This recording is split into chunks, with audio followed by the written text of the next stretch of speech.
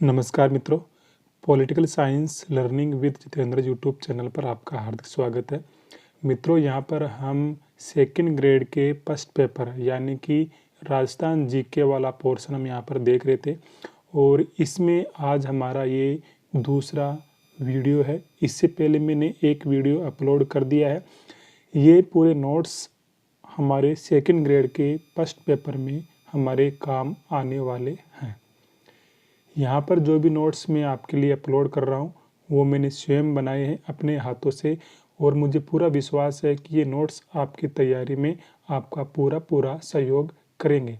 इन notes को यहाँ पर अपलोड करने का एकमात्र मेरा उद्देश्य आप लोगों तक सही जानकारी पहुँचाना है और आप लोगों की सहायता करना है। इसमें मेरा और कुछ भी ज़्यादा इंटरेस्ट नहीं है, इसलिए हम यहाँ पर सारे नोट्स को ईमानदारी से देखेंगे और पढ़ेंगे और इनको लिखेंगे और याद करने का प्रयास करेंगे। ठीक है। इसके बाद में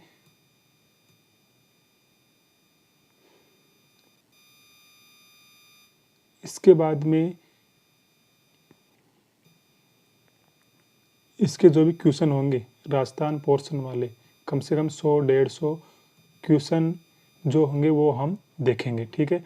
तो आपको यहाँ पर अभी क्या करना है, आपको यहाँ पर सबसे पहले चैनल को, यदि आपने सब्सक्राइब नहीं किया है तो चैनल को सब्सक्राइब करना है और इसको लाइक कर देना है और एक अच्छा सा कमेंट करना है।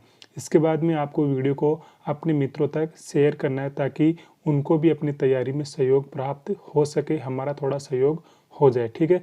तो चलते हैं हम अपने नोट्स की ओर, अपने क्लास की ओर, देखते हैं आज के महत्वपूर्ण नोट्स क्या है हमारे लिए। पृथ्वीराज चौहान तृतीय। पृथ्वीराज चौहान तृतीय का जन्म 1166 में हुआ था। यदि विक्रम संवत पूछे तो विक्रम संवत 1233 में पृथ्वीराज चौहान तृतीय का जन्म हुआ। कहाँ पर हुआ? अनिहल पाटन, गुजरात में। माता का नाम पता करें तो माता का नाम था कर्पूरी देवी और दिल्ली के अनंगपाल तोमर की ये पुत्री थी। पिता सोमेश्वर थे। सेनापति भुवनमाल था पृथ्वीराज चौहान तृतीय का और मंत्री था केमास।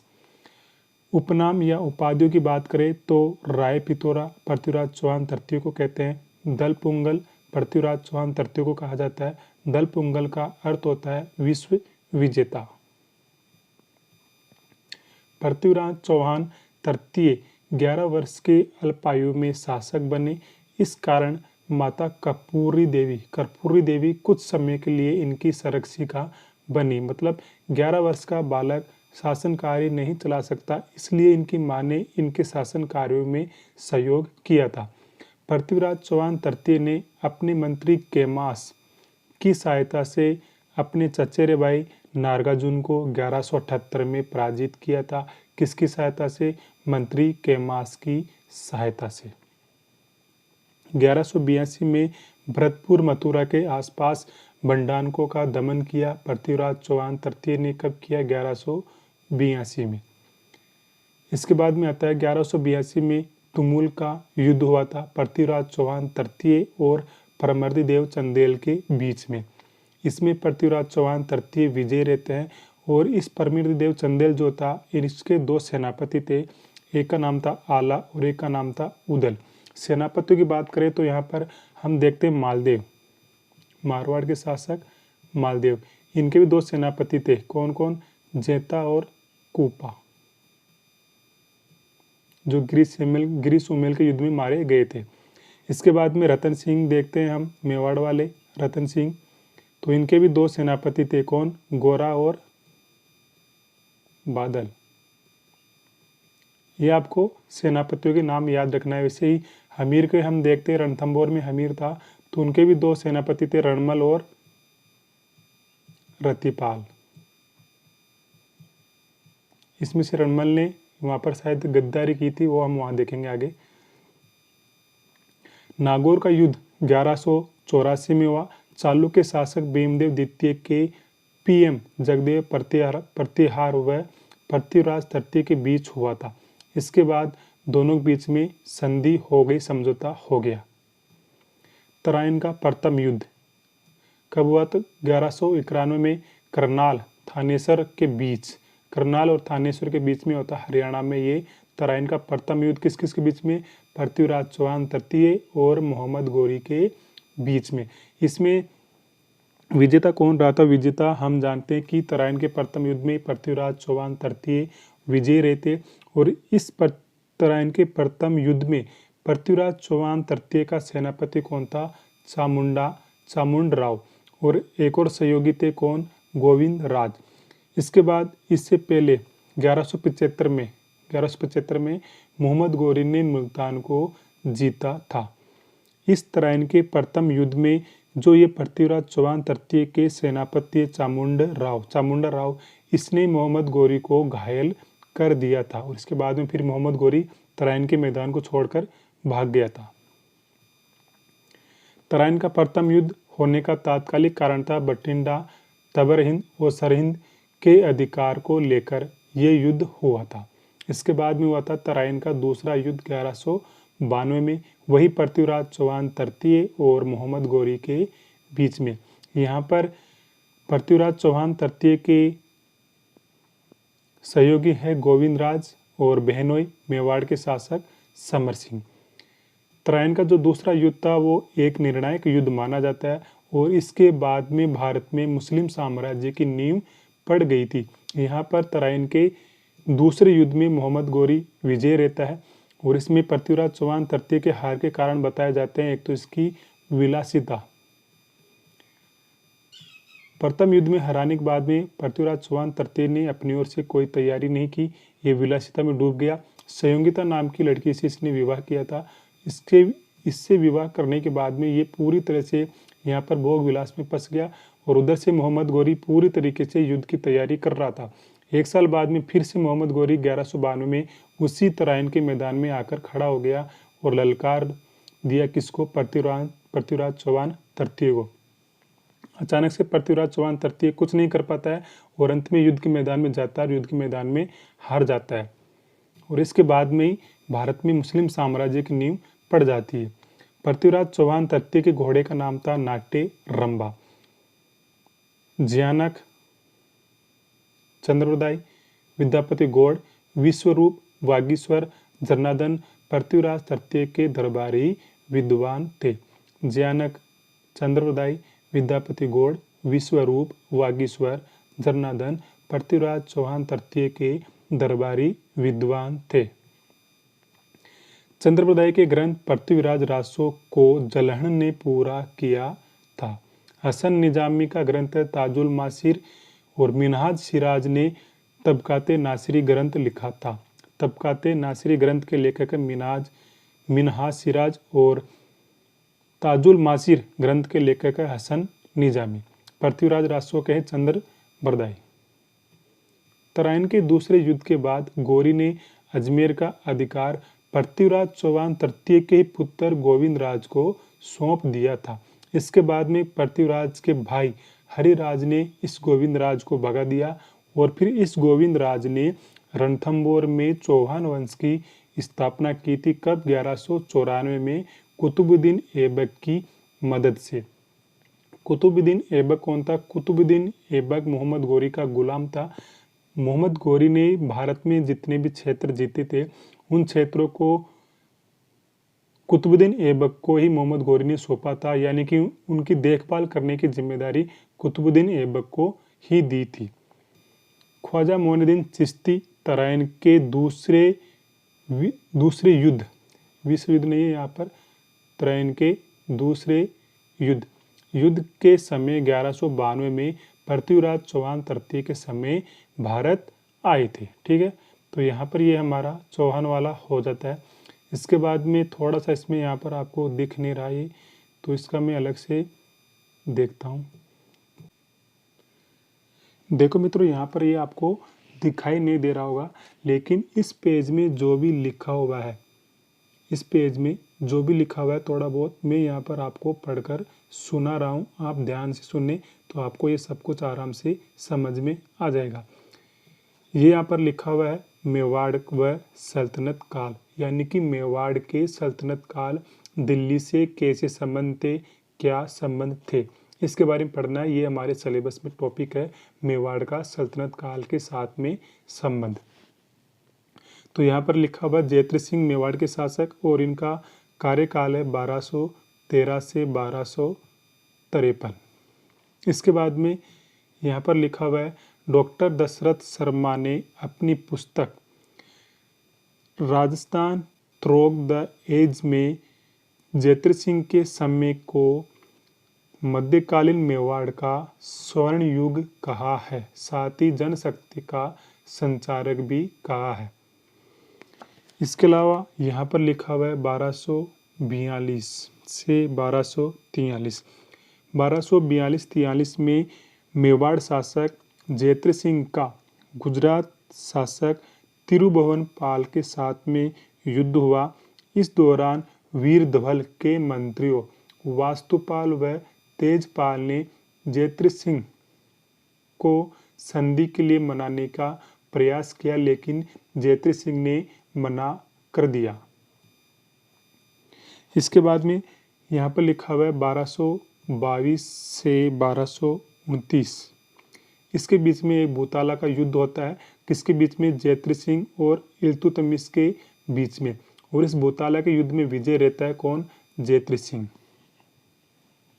यहाँ पर इल्तुतमिश इस भूताला के युद्ध में अपनी हार को सहन नहीं कर पाता है और इसके कारण गुस्सा होकर इसने नागदा में तहस नहस कर दिया। फिर नागदा को बहुत कुछ इसने लूटा। इसके बाद में जयत्र सिंह ने नागदा के स्थान पर चित्तौड़ को अपनी राजधानी बनाया था। इस युद्ध की जानकारी हमें मिलता है जयसिंह सूरी के ग्रंथ हमीर मर्द मर्दन से। यानी कि जो भूताला का युद्ध हुआ जयत्र सिंह और दिल्ली शासक इल्तुतमिश के बीच में, इस युद्ध की जानकारी हमें जयसिंह सूरी के ग्रंथ हमीर मर्द मर्दन में मिलती है। ठीक है, तो यहाँ पर बस इतना सा लिखा हुआ है और बाकी सब ठीक है। इसमें एक पेज का PDF ढंग से नहीं बन पाया था। फरिश्ता के अनुसार 1248 में दिल्ली सुल्तान नासिरुद्दीन महमूद ने मेवाड़ पर आक्रमण किया था, लेकिन पराजित रहा। यहाँ पर सिर्फ इतना ध्यान रखना है, दिल्ली सुल्तान नासिरुद्दीन महमूद ने मेवाड़ पर आक्रमण कब किया? 1248 में, और असफल रहा, पराजित रहा। रावल तेज सिंह, इनका कार्यकाल को लेकर 2 तारीखें मिलती है। एक मिलता है 1253 से 73 और एक है 1252 से 1257। मेवाड़ शासक रावल तेज सिंह ने परम भट्टारक, महाराजा धीराज परमेश्वर की उपाधियां धारण की थी। 1260 में रावल तेज सिंह के समय आहड़ के कमल चंद्र के द्वारा श्रावक प्रतिक्रमण सूत्र चूर्णी नामक ग्रंथ चित्रित किया गया था। श्रावक प्रतिक्रमण सूत्र चूर्णी ग्रंथ किसके द्वारा चित्रित किया गया है? कमल चंद्र के द्वारा। किसके समय? मेवाड़ के शासक रावल तेज सिंह के समय। कब? 1260 में। रानी जैतल देवी ने चित्तौड़ में श्याम पार्श्वनाथ मंदिर का निर्माण करवाया था। मेवाड़ शासक रावल तेज सिंह ने चालुक्य शासक बिसल को पराजित करके उमापतिवार लब्धप्रोढ़ प्रताप की उपाधि धारण की थी। तो मेवाड़ के किस शासक ने उमापतिवार लब्धप्रोढ़ प्रताप की उपाधि धारण की? रावल तेज सिंह ने। किसको पराजित करने के बाद में? चालुक्य शासक बिसल को पराजित करने के बाद में। इसके बाद में दिल्ली सुल्तान बलबन ने चित्तौड़ पर आक्रमण किया, लेकिन वो असफल रहा। मेवाड़ शासक रावल तेज सिंह के समय दिल्ली के 2 सुल्तान बने, एक तो नासिरुद्दीन और बलबन। नासिरुद्दीन ने मेवाड़ पर कब आक्रमण किया? 1248 में, लेकिन क्या रहा? असफल रहा। बलबन ने भी किया, बलबन भी असफल रहा। इसके बाद में आता है मेवाड़ के शासक समर सिंह। समर सिंह का कार्यकाल है 1273 से 1302। इसके 2 पुत्र हैं, एक तो है कुंभकर्ण और दूसरा है रतन सिंह। कुंभकर्ण नेपाल चला जाता है और नेपाल में इस कुंभकर्ण ने राणाशाही वंश की स्थापना की थी, जो कि समर सिंह के पुत्र थे। इधर से एक बचे रतन सिंह। रतन सिंह का कार्यकाल था 1302 से 1303।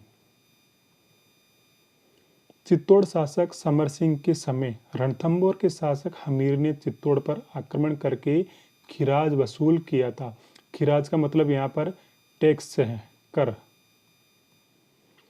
तो चित्तौड़ शासक समीर सिंह के समय रणथंभौर के शासक हमीर ने चित्तौड़ पर आक्रमण किया और यहाँ से कर वसूल किया, खिराज वसूल किया। गुजरात आक्रमण के लिए जाती अलाउद्दीन खिलजी की सेना से समर सिंह ने कर वसूला था। इसकी जानकारी हमें मिलती है जिन पर्वत सूरी के ग्रंथ तीर्थ कल्प से, या फिर इनको आप जिन प्रभु बना सकते हो, जिन प्रभु सूरी के ग्रंथ तीर्थ कल्प से। दिल्ली से कोई भी सेना जाती थी गुजरात के लिए तो वो मेवाड़ के रास्ते से होकर गुजरती थी। तो जब ये अलाउद्दीन खिलजी की सेना दिल्ली से गुजरात पर आक्रमण करने के लिए जा रही थी मेवाड़ से होकर,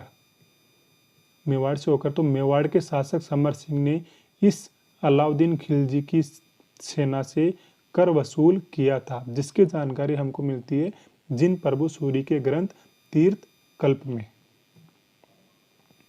समर सिंह के हम दरबारी विद्वान देखें तो रतन प्रभु सूरी, पासुरचंद्र जैन, भावशंकर, वेद शर्मा, शुभचंद्र, पदम सिंह, केल सिंह केलन और करम सिंह शिल्पी, ये मेवाड़ शासक समर सिंह के दरबारी विद्वान हैं।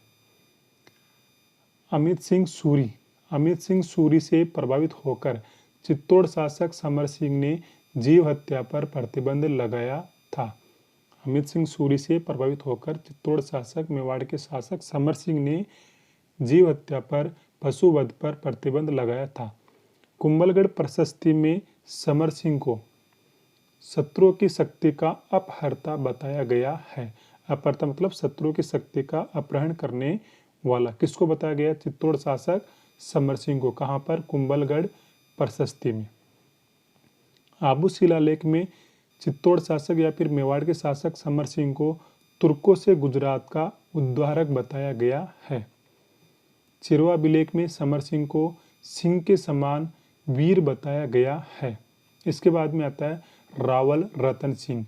इनका कार्यकाल है 1302 से 1303। किसके पुत्र थे ये? समर सिंह के। और एक और पुत्र था कौन? कुंभकर्ण। कुंभकर्ण कहाँ चला गया? नेपाल में। और नेपाल में जाकर क्या किया? राणाशाही शाखा की स्थापना की। किसने? कुंभकर्ण ने।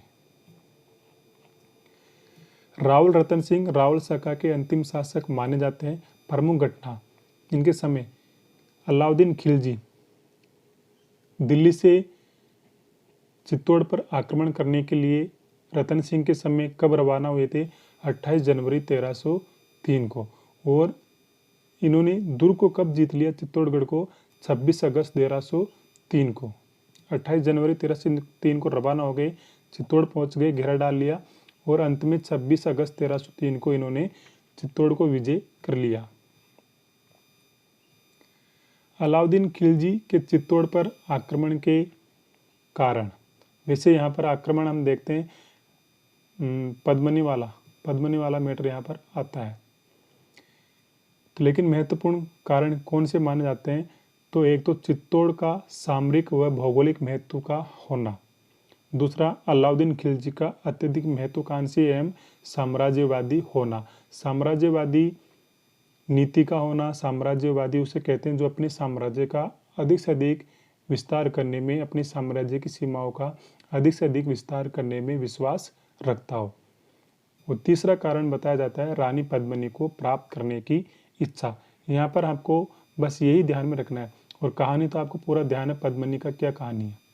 वो राघव चेतन और वो हीरामन तोता और वो इनका रतन सिंह का सिंहल द्वीप में जाना और वहाँ पर साधु के वेश में रहना, 12 वर्ष तक तपस्या करना, ऐसा यहाँ पर सब बताते हैं। लेकिन वो घटनाक्रम एग्जाम के दृष्टिकोण से ठीक नहीं है। एग्जाम के दृष्टिकोण से जो चीज़ें हमको ध्यान में रखनी है वो सिर्फ यही है। चित्तौड़ शासक रतन सिंह के समय लिखे गए ग्रंथ कौन कौन से हैं? तो मलिक मोहम्मद जायसी ने 1540 में अवधी भाषा में पद्मावत ग्रंथ लिखा था। रतन सिंह के समय मलिक मोहम्मद जायसी ने 1540 में अवधी भाषा में कौन सा ग्रंथ लिखा? पद्मावत ग्रंथ।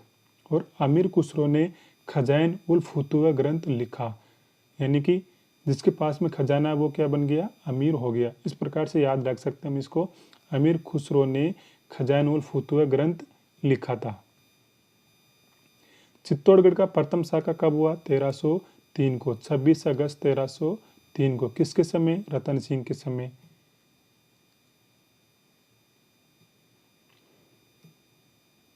आक्रांता कौन था यहाँ पर, अलाउद्दीन खिलजी। अकबर ने अलाउद्दीन खिलजी, ये यहाँ पर गलत है। चित्तौड़गढ़ का प्रथम शाखा 1303 को रतन सिंह के समय में था और आक्रमण करने वाला कौन था, अलाउद्दीन खिलजी। यहाँ पर इस समय पर चित्तौड़गढ़ में केसरिया किसने किया, रतन सिंह ने। और जौहर किसने किया, पद्मनी ने 1500 महिलाओं के साथ में। गोरा बादल ये दोनों यहाँ पर शहीद हो गए थे। यहाँ पर अलाउद्दीन खिलजी ने चित्तौड़गढ़ को जीतने के बाद में 30,000 हिंदुओं का कत्ले आम करवाया था। अलाउद्दीन खिलजी ने चित्तौड़गढ़ को जीतकर इसका नाम अपने पुत्र खिजर खां के नाम पर खिजराबाद कर दिया और इसको चित्तौड़गढ़ दुर्ग को खिजरा खां को ही सौंप दिया। इसके बाद में अलाउद्दीन खिलजी के इस आक्रमण के समय, जब अलाउद्दीन खिलजी ने चित्तौड़गढ़ पर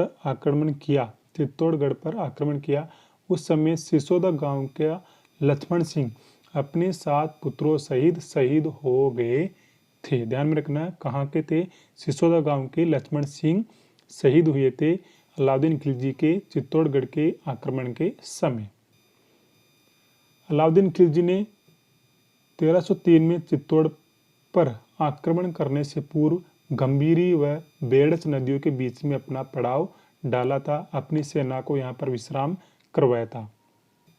1310 में चित्तौड़गढ़ की तलहटी में एक मकबरा बनवाया, जिसमें अलाउद्दीन खिलजी को ईश्वर की छाया, संसार का रक्षक, उस समय का सूर्य कहा गया है। ये मकबरा कहाँ पर, चित्तौड़गढ़ की तलहटी में बना हुआ है। और इसी मकबरे में अलाउद्दीन खिलजी के बारे में लिखा गया है कि अलाउद्दीन खिलजी क्या है, ईश्वर की छाया है, इस संसार का रक्षक है। कौन, अलाउद्दीन खिलजी।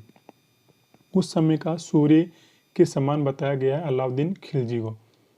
सिकंदर सानी बताया गया सिकंदर के समान, और विश्व का चरवाहा। ये सब चीज़ें आपको ध्यान में रखना है अलाउद्दीन खिलजी को लेकर। कहाँ पर बना, कहाँ पर कहा गया है, चित्तौड़गढ़ की तलहटी में जो मकबरा बना हुआ है उसमें ये सब बातें अलाउद्दीन खिलजी के बारे में लिखी हुई है। 1313 में खिजर खां ने चित्तौड़गढ़ दुर्ग को मुछाला मालदेव को सौंप दिया था। तो ये कब से कब तक रहा यहाँ पर, 1303 से 1313 के बीच तक ये यहाँ तक यहाँ पर रहता है।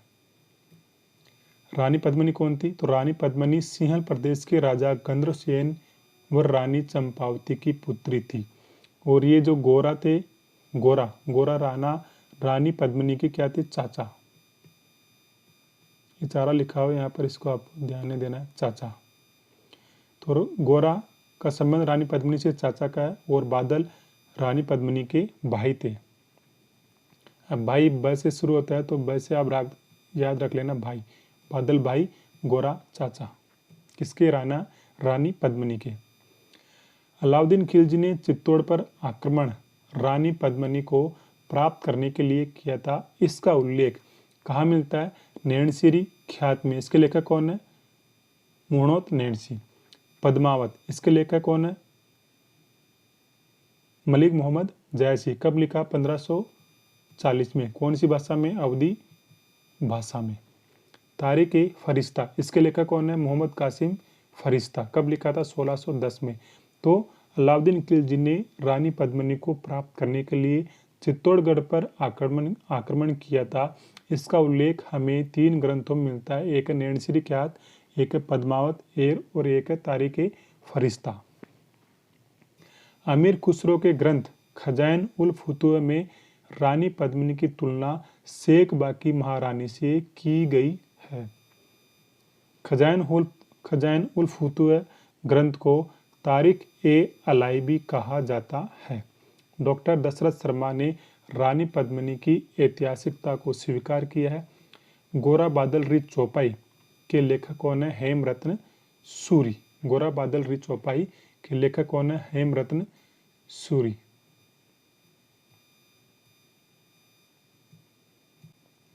तो ये रतन सिंह वाला मैटर तो वहाँ पर पूरा हो गया। अब हम देखते हैं सिसोदिया वंश को। सिसोदिया वंश, राणा हमीर। राणा हमीर का कार्यकाल है 1326 से 1354।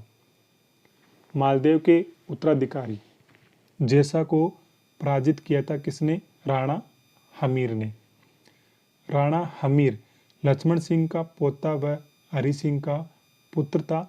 कीर्तिस्तंभ प्रशस्ति में राणा हमीर को विषम घाटी पंचानन अर्थात विकट आक्रमणों में सिंह के समान तथा रसिक प्रिया में वीर राजा की उपाधि दी गई है।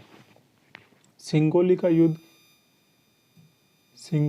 कब हुआ था? सिंगोली का युद्ध यहाँ पर मैंने लिखा नहीं है, लेकिन जहाँ तक मेरे को ध्यान है ये 1207 में हुआ था। लेकिन ये देख करके मैं कंफर्म देख करके आपको मैं इससे अगले वाले वीडियो में बता दूंगा कि सिंगोली का युद्ध कब हुआ था। तब तक आप ही जानकारी रख सकते हैं और कमेंट में कर सकते हैं कि सिंगोली का युद्ध कब हुआ था। ये आपके लिए भी क्वेश्चन है एक और मेरे लिए भी एक क्वेश्चन है। सिंगोली का युद्ध किसके बीच में होता? हमीर और मोहम्मद बिन तुगलक के बीच में। और विजयी कौन रहा? हमीर। हमीर ने चित्तौड़ के किले में अन्नपूर्णा देवी या फिर अन्नपूर्णा देवी मंदिर का निर्माण करवाया था राणा हमीर ने। राणा हमीर देव को मेवाड़ का उद्धारक कहा जाता है। मेवाड़ का रक्षक किसे कहते हैं? भामाशाह को। वो राणा प्रताप वाले मैटर में आएगा। राणा सेम सिंह या फिर राणा खेता, कार्यकाल इनका 1364 से 1382। और राणा क्षेत्र सिंह है ये खेता, सेम सिंह नहीं क्षेत्र सिंह। राणा क्षेत्र सिंह कार्यकाल 1364 से 1382। और इनके समय दिल्ली का शासक था फिरोज तुगलक। बूंदी नरेश हाडा लाल सिंह को युद्ध में पराजित किया राणा क्षेत्र सिंह ने। और मालवा के दिलावर खान गौरी को परास्त किया। इसके बाद में आता है राणा लाका। इनका इतना ही मैटर है, यहाँ पर ज़्यादा कुछ नहीं मिलता है। राणा लाका या फिर राणा लाका को हम राणा लक्ष्य भी कहते हैं। कार्यकाल इनका 1382 से 1421। राणा लाका के समय जावर उदयपुर में चांदी की खान निकली थी। राणा लाका के समय उदयपुर में पिचू या फिर चित्थर नामक बंजारे ने पिचोला झील का निर्माण करवाया था। राणा लाका बूंदी दुर्ग को जीतने में असफल रहते हैं। खूब प्रयास किया राणा लाका ने बूंदी को दुर्ग को जीतने का, लेकिन ये इसको जीतने में असफल रहते हैं। और फिर इन्होंने कसम खा ली कि मैं जब तक बूंदी के दुर्ग को नहीं जीत लेता तब तक मैं अन्न पानी ग्रहण नहीं करूँगा। काफ़ी समय बीत गया, इन्होंने कुछ भी अन्न प्राणी ग्रहण नहीं किया। तब इनके मंत्रियों ने, इनके सरदारों ने सोचा कि यदि महाराज ने अन्न पानी ग्रहण नहीं किया तो इनकी मृत्यु हो सकती है। तब उन्होंने राणा लाका को सलाह दी कि अभी आप मिट्टी के एक दुर्ग को जीत लीजिए, उसको विजित कर लीजिए बूंदी का दुर्ग समझकर ही, और उसके बाद में जैसे परिस्थितियां अनुकूल होगी हम रियल में बूंदी दुर्ग को भी जीतने का प्रयास करेंगे। तब राणा लाका को ये प्लानिंग अच्छी लगी और उन्होंने ऐसा ही किया। तो यहाँ पर ऐसा लिखा हुआ है, राणा लाका बूंदी दुर्ग को जीतने में असफल रहते हैं, इसलिए अपनी इस इच्छा को पूरी करने के लिए एक मिट्टी का नकली दुर्ग बनवाया और इसको विजित करके अपनी इच्छा को पूरी किया। इस दौरान ये याद रखना है, कुंभाहाडा नामक व्यक्ति इस नकली दुर्ग की रक्षा करते हुए शहीद हुए थे, क्योंकि ये राणा लाका ने कहा कि कोई ना कोई व्यक्ति तो इस समय भी मेरे से लड़ना चाहिए, तभी ये माना जाएगा, अन्यथा मैं सीधा जाऊंगा और उस दुर्ग को जीत कर आ जाऊंगा, फोड़ के आ जाऊंगा, तो कोई मतलब नहीं निकलेगा। सामने कोई ना कोई सेनापति इसकी रक्षा करते हुए लड़ना चाहिए मेरे से। तब ये कुंभाहाडा राणा लाका से लड़े थे और शहीद हो गए थे। संस्कृत विद्वान जोटिंग भट्ट और धनेश्वर भट्ट राणा लाका के दरबार में रहते थे। जोटिंग भट्ट और धनेश्वर भट्ट मेवाड़ शासक राणा लाका के दरबार में रहते थे। रणमल ने अपनी बहन हंसाबाई का विवाह राणा लाका के साथ में इस शर्त के साथ में किया था कि हंसाबाई से जो पुत्र उत्पन्न होगा वही आपका उत्तराधिकारी होगा, अर्थात मेवाड़ का अगला उत्तराधिकारी होगा, अगला राजा होगा।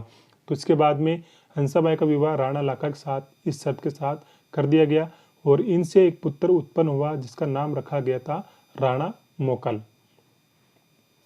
और ये राणा मोकल ही राणा लाखा के उत्तराधिकारी बनते हैं। इसके बाद में राणा लाखा के बड़े पुत्र राणा चुंडा ने स्वेच्छा से राजगद्दी से अपना अधिकार त्याग दिया। वैसे अधिकार किसका बनता है? राणा चुंडा का। लेकिन पिताजी ने वचन दे दिया उधर कि हाँ, हंसाबाई से जो पुत्र उत्पन्न होगा वही मेरा उत्तराधिकारी होगा। तो अपने पिता की उस प्रतिज्ञा को पूरा करने के लिए राणा चुंडा ने अपनी स्वेच्छा से राजगद्दी से अपना अधिकार त्याग दिया था। इस कारण से राणा चुंडा को या फिर कुंवर चुंडा को मेवाड़ का 20वें पितामह कहा जाता है। चुंडा को सलुम्बर नामक सबसे बड़ा ठिकाना दिया गया था। सलुम्बर नाम का एक ठिकाना इनको दिया गया कि आप वहां पर जाओ और अपना जीवन आराम से आप जी सकते हो। चुंडा के वंशजों को मेवाड़ की सेना में हरावल मतलब आगे रहने का सौभाग्य प्राप्त होता था। मेवाड़ के राणाओं का राज तिलक सलुम्बर का रावत करता था और जब भी मेवाड़ के राणा अनुपस्थित होते थे, अपने राज्य में नहीं होते थे, उस समय पर सलुम्बर का रावत ही मेवाड़ का शासन देखता था। इसके बाद में आ जाते हैं राणा मोकल जी। राणा लाखा की मृत्यु होने के बाद में आते हैं राणा मोकल और इनका कार्यकाल है 1421 से 1433। राणा मोकल के समय दिल्ली का शासक कौन है? सैयद मुबारक शाह। राणा मोकल 12 वर्ष की अल्प आयु में शासक बना था। इस कारण से राणा चुंडा को मोकल का संरक्षक बनाया गया, लेकिन हंसाबाई को राणा चुंडा के ऊपर विश्वास नहीं रहता है। इस कारण से राणा चुंडा को मोकल के संरक्षक पद से हटा दिया जाता है। फिर इसके बाद में राणा चुंडा चले जाते हैं कहाँ पर? मालवा चले गए। इसके बाद मेवाड़ का शासक अप्रत्यक्ष रूप से रणमल के हाथों में आ गया। यहाँ पर मैं बता देता हूँ क्या लिखा हुआ है। जैसे यहाँ से राणा चुंडा को यहाँ से हटाया गया और चुंडा चले गए मालवा। इसके बाद में हंसाबाई ने जो अपना भाई था रणमल को मोकल का सहयोगी नियुक्त कर दिया और फिर रणमल ने यहाँ पर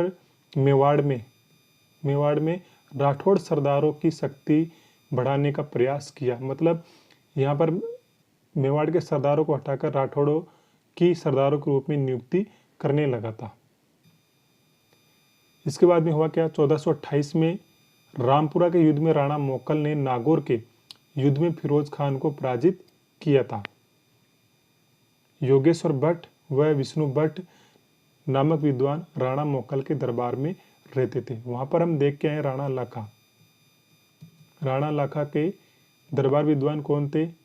धनेश्वर भट्ट और जोटिंग भट्ट। और यहाँ पर राणा मोकल के दरबार विद्वान कौन है? विष्णु भट्ट और योगेश्वर भट्ट। और मन्ना फन्ना विसल कौन थे? तो ये थे राणा मोकल के शिल्पी। मन्ना फन्ना विसल किसके शिल्पी थे? राणा मोकल के। या फिर कौन थे राणा मोकल के शिल्पी? राणा मोकल ने उदयपुर में त्रिभुवन नारायण मंदिर का जीर्णोद्धार करवाया था और इसका नाम बदलकर इन्होंने रख दिया मोकल का समिदेश्वर मंदिर तथा। और मोकल ने इसके अतिरिक्त एकलिंग जी का जो मंदिर है उदयपुर में, उसके परकोटे का निर्माण भी करवाया था। परकोटा मतलब जैसे ये पूरा अपना मंदिर हो गया, ये मंदिर है और इस मंदिर के चारों ओर दीवार बनवा दी, ये इसका परकोटा हो गया। तो एकलिंग मंदिर के परकोटे का निर्माण भी किसने करवाया? राणा मोकल ने। 1433 में गुजरात के अहमद शाह के आक्रमण के दौरान जब मोकल की सेना ने जीलवाड़ा में पड़ाव डाला, तब राणा क्षेत्र सिंह यानी कि राणा लाखा की पासवान थी कर्मा खातिन के पुत्रों यानी कि चाचा और मेरा ने राणा मोकल की हत्या कर दी। राणा मोकल की हत्या कर दी और इसके साथ में राणा मोकल के पुत्र थे कौन? कुंभा। कुंभा को सुरक्षित कहाँ पर पहुंचा दिया गया? सुरक्षित स्थान पर पहुंचा दिया गया। राणा कुंभा को और राणा मोकल को चाचा और मेरा ने मार ही दिया था। राणा मोकल की रानी कमलावती ने अहमद शाह के साथ में युद्ध किया। फिर अहमद शाह के साथ में युद्ध करने के लिए जा रहे थे राणा मोकल, तो राणा मोकल की हत्या तो बीच में करी दी झीलवाड़ी नामक स्थान पर। किसने? चाचा और मेरा ने। और कुंभा जो इसका पुत्र था, इनको सुरक्षित स्थान पर सेनापतियों के द्वारा निकाल दिया गया। और फिर इसके बाद में कमलावती ने इस अहमद शाह के साथ में युद्ध किया था। अब राणा मोकल की हत्या हो गई है, तो इसके बाद में कौन बनेगा उत्तराधिकारी? राणा कुंभा। राणा कुंभा की माँ का नाम था सौभाग्यवती और पिता कौन थे? मोकल। यहाँ पे लिखा हुआ है मोकल। रणमल मेवाड़ में राठौड़ों का प्रभाव बढ़ा रहा था। इसी दौरान रणमल ने चुंडा के भाई राघवदेव सिसोदिया की हत्या कर दी। वंशाबाई ने चुंडा को वापस बुला लिया। इसके बाद में सारंगपुर का युद्ध कब हुआ? 1437 में। किसके बीच में? राणा कुंभा और महमूद खिलजी प्रथम के बीच में। महमूद खिलजी कहाँ का था? मालवा का शासक। और सारंगपुर के युद्ध में विजय रहते हैं राणा कुंभा। युद्ध क्यों हुआ था ये? तो खिलजी ने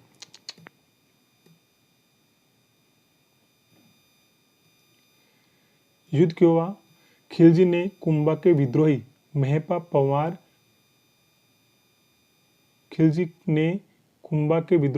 पंवार को शरण दी थी, जो कि चाचा व मेरा के पुत्र थे। कुंभा ने अपने पिता के हत्यारे चाचा मेरा को युद्ध में ही मार दिया था।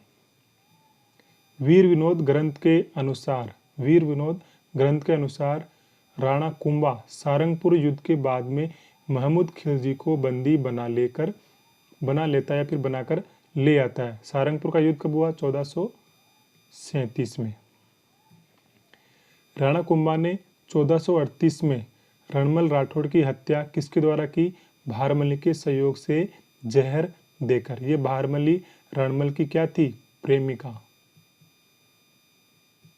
इस प्रेमिका के द्वारा ही कुंभा ने रणमल को जहर दिलवाया और रणमल की हत्या कर दी। इस समय रणमल का पुत्र कौन था? जोधा। जोधा भी चित्तौड़ में था। तो जोधा को पता लग गया कि हमारे पिता की हत्या कुंभा के द्वारा करवा दी गई है, तो हो सकता है कि कुंभा मेरे को भी अब मार दे। तो यहाँ से जोधा तुरंत रवाना होता है और कहाँ पहुंच जाता है? बीकानेर के काहुनी गांव में। कुंभा ने मंडोर पर आक्रमण कर लिया। इसके बाद में अधिकार कर लिया। चुंडा को प्रधान सेनापति बनाकर बेंगू का जागीरदार बना दिया। किसने? कुंभा ने।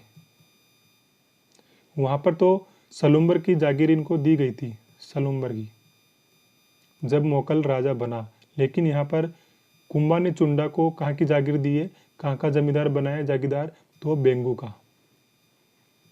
हंसाबाई के प्रयासों से 1452-53 में राणा कुंभा व जोधा के बीच में आवल बावल की संधि हुई, जिसके तहत मेवाड़ व मारवाड़ की सीमाओं का निर्धारण कर दिया गया और जोधा को भी अपना राज्य जोधपुर पर अधिकार मिल गया। क्योंकि राणा कुंभा जोधा को मारने के लिए बहुत प्रयास कर रहा था, जोधा भी बचता जा रहा था। अंत में दोनों परेशान हो गए। तो फिर ये जो बुआ जी लगती थी हंसाबाई, किसकी? इसकी, जोधा की बुआ जी लगती थी ना। रणमल का बेटा था कौन? जोधा। और जो रणमल की बहन थी कौन? हंसाबाई। तो जोधा की बुआई हो गई। तो इसके माध्यम से हंसाबाई के सहयोग से ही 1452-53 में ये आवल बावल की संधि जोधा और कुंभा के बीच में हुई और इसके तहत मेवाड़ व मारवाड़ की सीमाओं का निर्धारण कर दिया गया। इसके बाद में आगे हम देखें तो रणमल और हंसाबाई दोनों आपस में भाई बहन थे।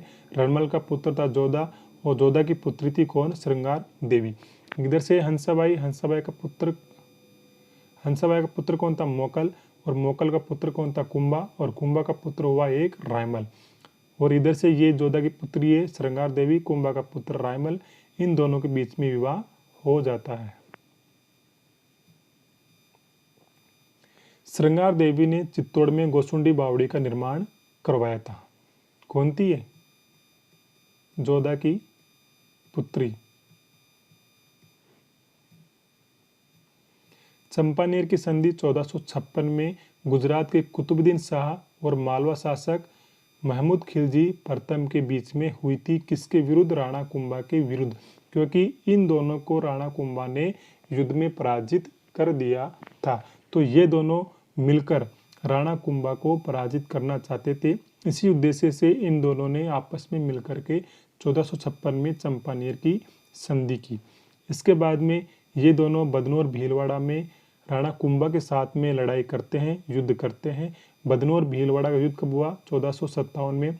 एक तरफ पे कुंभा और एक तरफ पे गुजरात शासक कुतुबुद्दीन शाह की सेना, दूसरा मालवा सुल्तान महमूद खिलजी प्रथम की सेना।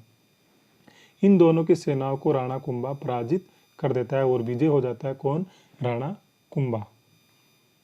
इसके बाद में हम देखते हैं राणा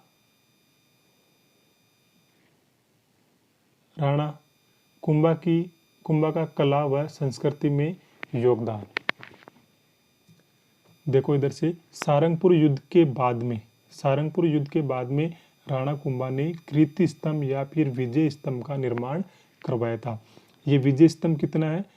9 मंजिला है। निर्माण कब से कब हुआ था? 1440 से 1448 के बीच में। निर्माण में खर्चा कितना हुआ? 90 लाख रुपए का। 122 फीट ऊंचा है कौन? विजय स्तंभ। 30 फीट इसकी चौड़ाई है। 157 इसमें सीढ़ियाँ है और विजय स्तंभ भगवान विष्णु को समर्पित है। सबसे इम्पोर्टेंट यही है कि विजय स्तंभ किसको समर्पित है? भगवान विष्णु को। जेता नापा पुमा पुंजा, ये कौन है? ये कीर्ति स्तंभ प्रशस्ति के शिल्पी है। कीर्ति स्तंभ के शिल्पी। कीर्ति स्तंभ प्रशस्ति के लेखक कौन है? कवि अत्रि व महेश। बिजली गिरने के कारण विजय स्तंभ की ऊपरी मंजिल क्षतिग्रस्त हो गई थी, जिसका पुनर्निर्माण मेवाड़ महाराणा स्वरूप सिंह ने करवाया था। विजय स्तंभ की तीसरी मंजिल पर 9 बार अल्लाह शब्द लिखा हुआ है। कीर्ति स्तंभ या फिर विजय स्तंभ को भारतीय मूर्ति कला का विश्व कोश या फिर विष्णु ध्वज भी कहा जाता है। विजय स्तंभ को हिंदू देवी देवताओं का अजायब घर कहा जाता है। कर्नल जेम्स टोड ने विजय स्तंभ को कुतुब मीनार से भी श्रेष्ठ बताया है। तो विजय स्तंभ को कुतुब मीनार से भी श्रेष्ठ बताने का कार्य किया किसने? कर्नल जेम्स टोड ने। फर्ग्यूसन ने विजय स्तंभ की तुलना किससे की है? रोम के टार्जन से। विजय स्तंभ राजस्थान की प्रथम इमारत है जिस पर 15 अगस्त 1949 को 1 रुपये का डाक टिकट जारी किया गया था। कब? 15 अगस्त 1949 को। इसके अलावा विजय स्तंभ क्या है? माध्यमिक शिक्षा बोर्ड, राजस्थान पुलिस, राजस्थान विश्वविद्यालय और जेके सीमेंट का प्रतीक चिन्ह भी है। उपेंद्र नाथ डे ने विजय स्तंभ को विष्णु ध्वज कहा है। ये महत्वपूर्ण है। विजय स्तंभ को विष्णु ध्वज किसने कहा है? उपेंद्र नाथ डे ने। जैन कीर्ति स्तंभ प्रशस्ति चित्तौड़गढ़ दुर्ग में ही है और जैन कीर्ति स्तंभ का निर्माण 12वीं शताब्दी में जैन व्यापारी जीजा साहब बघेरवाल ने करवाया था। जैन कीर्ति स्तंभ प्रथम जैन तीर्थंकर आदिनाथ को समर्पित है और जैन कीर्ति स्तंभ 7 मंजिला है, 6 त्रपिट है और इसके अंदर 96 सीढ़ियाँ हैं। राणा कुंभा को भारतीय वास्तुकला का जनक कहा जाता है। श्यामल दास का ग्रंथ है वीर विनोद। इसके अनुसार मेवाड़ के 84 दुर्गों से 32 दुर्गों का निर्माण अकेले राणा कुंभा ने करवाया था। कुंभलगढ़ दुर्ग ये भी राणा कुंभा ने बनवाया था। 1433 से 1459 के बीच में कुंभलगढ़ दुर्ग है कहाँ पर? राजसमंद में। निर्माता कौन है? राणा कुंभा। राणा कुंभा ने अपनी रानी कुंभल देवी के नाम पर कुंभलगढ़ दुर्ग का निर्माण करवाया और कुंभलगढ़ दुर्ग का वास्तुकार या फिर शिल्पी कौन था? मंडन। कुंभलगढ़ दुर्ग में स्थित कटारगढ़ राणा कुंभा का व्यक्तिगत निवास स्थान था। कटारगढ़ को मेवाड़ की आँख भी कहा जाता है। आँख मतलब तीसरी आँख। तीसरी आँख क्यों कहा जाता है? दो आँखें राणा कुंभा की और एक तीसरी आँख कटारगढ़ की। यानी कि राणा कुंभा यहीं से कटारगढ़ में बैठकर ही पूरे राज्य का शासन व्यवस्था देखता था कि कहाँ पर क्या हो रहा है। कटारगढ़ में ही कुंभा के पुत्र उदा ने कुंभा की हत्या कर दी थी। कब? 1468 में।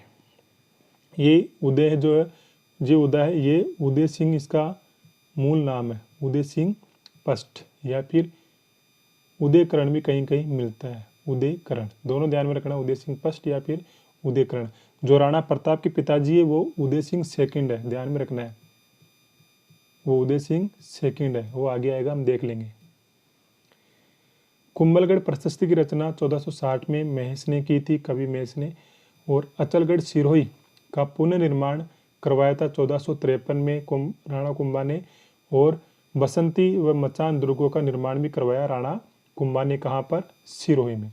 राणा कुंभा ने भौमट दुर्ग का निर्माण भीलों पर नियंत्रण रखने के लिए करवाया था। बेराठ दुर्ग का निर्माण किसने करवाया था? बदनौर के निकट राणा कुंभा ने। क्यों? मेरों के बढ़ते प्रभाव को रोकने के लिए।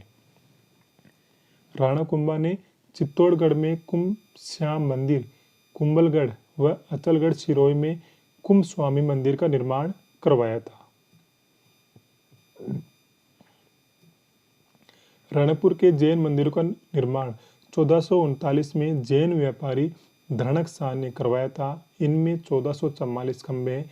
इस कारण रणकपुर के जैन मंदिरों को स्तंभों का वन भी कहा जाता है।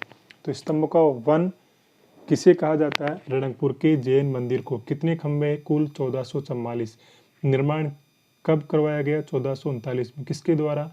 जैन व्यापारी धनक शाह के द्वारा। और ये है कहाँ पर? वैसे पाली में। रणकपुर के जैन मंदिरों का शिल्पी कौन था? देवपाग। राणा कुंभा ने चित्तौड़गढ़ का पुनर्निर्माण करवाया था और राणा कुंभा ने इस चित्तौड़गढ़ में ही मीरा मंदिर का निर्माण भी करवाया था। राणा कुंभा का साहित्यिक योगदान हम देखें तो राणा कुंभा ने ग्रंथ लिखा कौन सा? संगीत राज। और इसमें भारतीय संगीत की तीनों विद्याओं कौन कौन सी? नृत्य, वाद्य और गीत का वर्णन किया गया। संगीत राज जो ग्रंथ लिखा है राणा कुंभा ने, इसके 5 भाग है। पाठ रत्न, गीत रत्न कोश, वाद रत्न कोश, नृत्य रत्न कोश और रस रत्न कोश। यानी कि पाठ करो, पाठ याद करो, उसके बाद में गीत गाओ, वाद्य के साथ में नृत्य करो, रस आएगा। इस प्रकार से हम इसको याद रख सकते हैं, 5 भागों को। इसके अलावा संगीत मीमांसा, सूड प्रबंध, संगीत सुधा, संगीत क्रम दीपिका, ये यहाँ पर चारों एक साथ याद करना है। संगीत मीमांसा, सूड प्रबंध, संगीत सुधा और संगीत क्रम दीपिका। इसके बाद में आ जाता है कामराज, रतिसार, इसके 7 अंग है। और हरि वार्तिक। एकलिंग महात्म्य के रचयिता वैसे कौन है? कान्हा व्यास। लेकिन इस एकलिंग महात्म्य के एक भाग राजवर्णन को कुंभा ने ही लिखा था। चंडी शतक भी राणा कुंभा का ग्रंथ है। और संगीत रत्नाकर राणा कुंभा ग्रंथ है। और गीत गोविंद पर राणा कुंभा ने टीका लिखी थी। वैसे गीत गोविंद जो ग्रंथ है इसके मूल लेखक कौन है? जयदेव। सुधा प्रबंध, इस ग्रंथ के लेखक भी राणा कुंभा, यहाँ पे लिखा हुआ है सुधा प्रबंध।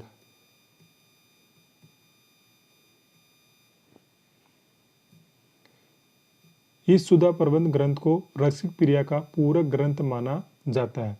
नवीन गीत गोविंद, वाद प्रबंध, ये भी राणा कुंभा के ग्रंथ है दोनों। राणा कुंभा के दरबार विद्वान देखे तो सारंग व्यास को राणा कुंभा अपना संगीत गुरु मानते थे। कान्हा व्यास इसके दरबार विद्वान थे। पुत्री रमाबाई थी जिनको वागीश्वरी के नाम से जाना जाता है, संगीत में निपुण होने के कारण। अत्रि महेश और शिल्पी मंडन ने भी कई ग्रंथ लिखे, जैसे रूप मंडन, ये मूर्ति कला से संबंधित है। प्रसाद मंडन मंदिर निर्माण से संबंधित है। राजवल्लभ जो आवासीय निवास गृह वगैरह होते हैं उनके निर्माण से संबंधित है। आवासीय गृह, नगर रचना, राजप्रसाद, विषय ग्रंथ है। देव मूर्ति प्रकरण, इसमें मूर्ति निर्माण व स्थापना के साथ प्रयुक्त होने वाले उपकरणों संबंधित विषय दिए गए हैं। शाकुन मंडन, शकुन अशकुन से संबंधित है, ये भी मंडन के ग्रंथ है। कोदन मंडन, ये धनुर्विद्या से संबंधित है। दंड कहाँ से दोगे? धनुर्विद्या से। वेद मंडन, वही चिकित्सा, वास्तुसार और वास्तु मंडन, ये मंडन के ग्रंथ हैं। इसके अलावा हीरानंद मुनि को राणा कुंभा अपना गुरु मानते थे। इन्हें कुंभा ने, यानी कि हीरानंद मुनि को कुंभा ने कविराज की उपाधि प्रदान की थी। गोविंद मंडन का पुत्र था। गोविंद ने ग्रंथ लिखे उद्धार धोरिणी, द्वार दीपिका, कलानिधि और सार समुच्चय। नाथा मंडन का भाई था और नाथा ने ग्रंथ लिखा वास्तु मंजरी। विक्रम चंद, ये राणा कुंभा के दरबार में रहता था, जो कि एक चित्रकार था। इस राणा कुंभा के दरबारी चित्रकार ने रसिक अष्टक नाम का एक चित्र बनाया था। कवि मेहा ने तीर्थमाला ग्रंथ लिखा, जिसमें 120 तीर्थों का वर्णन किया गया है। राणा कुंभा के दरबारी जैन विद्वान थे सोम सुंदर, सोमदेव, माणिक्य, हीला भट्ट, भुवन सुंदर सूरी, सुंदर गणी और जयचंद्र सूरी। ये राणा कुंभा के प्रसिद्ध दरबारी जैन विद्वान हैं। राणा कुंभा की हम उपाधियां देखें तो अभिनव भट्टाचार्य भी राणा कुंभा को कहा जाता है। अभिनव भट्टाचार्य संगीत ज्ञाता होने के कारण। इसके बाद में हिंदू सुल्तान भी राणा कुंभा को कहते हैं। वीणा वादन प्रवीण, वीणा में निपुणता होने के कारण राजगुरु, दानगुरु, हालगुरु भी कहा जाता है। हालगुरु क्यों कहते हैं? पहाड़ी दुर्गों का स्वामी होने के कारण। इसके अलावा छापगुरु, नरपति, अश्वपति, गजपति, गजपति का मतलब होता है विशाल सेना का स्वामी। महाराजाधिराज, राव राय, राणे राय, चापगुरु, राय रावण, राणा रासव, साहित्यकारों का आश्रयदाता होने के कारण राणो रासव इनको उपाधि दी गई थी। राणा कुंभा स्वयं को परम भागवत कहता था। वह आदिवरा की उपाधि धारण की थी। कुंभलगढ़ प्रशस्ति में राणा कुंभा को धर्म व पवित्रता का अवतार, दानी राजा भोज व कर्ण से भी बढ़कर बताया गया है कुंभलगढ़ प्रशस्ति में। कीर्ति स्तंभ प्रशस्ति में राणा कुंभा को नंदेश्वर, तारकेश्वर, कीर्ति स्तंभ प्रशस्ति में राणा कुंभा को नंदेश्वर, तारकेश्वर, संग्राम विश्वम्भरो भी कहा गया है। राणा कुंभा के जीवन के अंतिम दिनों में राणा कुंभा उन्मादी रोग से ग्रसित हो गया था। फिर क्या हुआ? 1468 में कुंभलगढ़ दुर्ग में बने मामादेव कुंड के पास उदा या उदयकर्ण ने राणा कुंभा की हत्या कर दी। राणा कुंभा नागौर के फिरोज खान की मृत्यु होने पर उसके पुत्र शम्स खां की मुजाहिद खां के खिलाफ सहायता करता है, इस शर्त के साथ में कि नागौर दुर्ग में अपने पिता के जो गुजरात की हार के जो साक्ष्य हैं, उस साक्ष्य को आपको मिटाना होगा। इस शर्त के साथ में राणा कुंभा ने शम्स खां की सहायता की थी। यहाँ पे लिखा है उदा बाप न मारजे, लिखियो लाभे राज, देश बचायो रायमल, सरियो न एक काज। तो ये यहाँ पर उदा के बारे में लिखा हुआ है। उदा ने जो अपने बाप को मार दिया था। उदा ने अपने पिता कुंभा की हत्या करके शासक बना, लेकिन पितृहंता होने के कारण मेवाड़ के सरदार इसे पसंद नहीं करते थे। इस कारण फिर भी उदा ने 5 वर्ष तक शासन किया। बाद में इसके छोटे भाई रायमल ने उदा को जावी, पानगढ़, चित्तौड़गढ़ के युद्धों में पराजित किया और अंत में बिजली गिरने के कारण उदा की मृत्यु हो गई। ठीक है मित्रों, तो यहाँ पर ये हमारा हो गया है आज का वीडियो। हम इतना ही रखेंगे। 1 घंटे की ये क्लास हो गई है, 1 घंटे का वीडियो चल गया है। आज हमने इसमें बहुत कुछ देख लिया है और आपको ये वीडियो अच्छा लगा है, 100% अच्छा लगा है, मेरा तो मानना है। यदि आपको अच्छा लगा तो आप इसको शेयर कर दें अपने साथियों के बीच में, लाइक कर दें, कमेंट कर दें।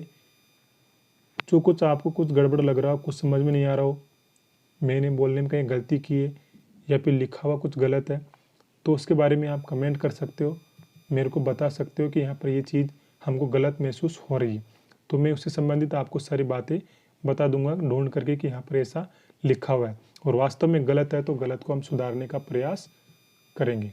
ऐसा नहीं है कि हमने यहाँ पर जो लिख दिया वो सही है, कहीं पर गलती भी हो सकती है लिखने में, देखने में, तो उसको हम सुधार लेंगे। इसके अलावा ये नोट्स आपके पूरे सहयोग करेंगे सेकंड ग्रेड के फर्स्ट पेपर को लेकर राजस्थान जीके वाले पोर्शन में, ये पूरे में विश्वास के साथ मैं आपको कह सकता हूँ। ठीक है, तो आज की वीडियो को हम यहीं समाप्त करेंगे और मिलेंगे नेक्स्ट वीडियो में एक नई जानकारी साथ में, नए नोट्स के साथ में। तब तक के लिए जय हिंद, जय भारत, जय संविधान।